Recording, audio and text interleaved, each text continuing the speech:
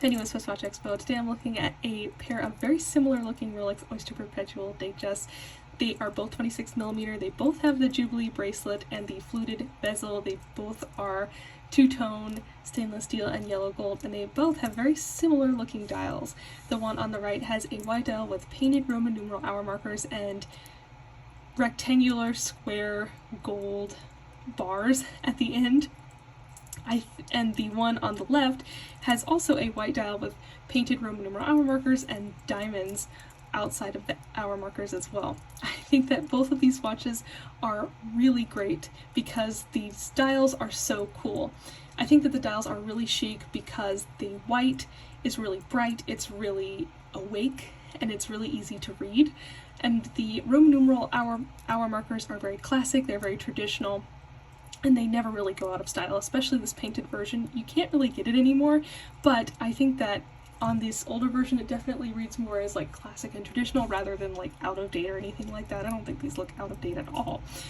The bits of gold or the diamonds on the end I think just add a really fun element of like sparkle and shine to the watch, whether you get the diamonds, which have a little bit more sparkle kind of in the light as you move it around. The gold definitely adds a little bit of flash to the kind of plain white dial. So I really like how both of these add those little elements of kind of pizzazz to this very plain white dial. So it keeps it traditional but also has just a touch of kind of sparkle and shine. So both of these watches are really beautiful. I think that these dials are really fun. We have a lot of them in stock right now, whether you're looking for a 26mm, 31, or even a 36mm.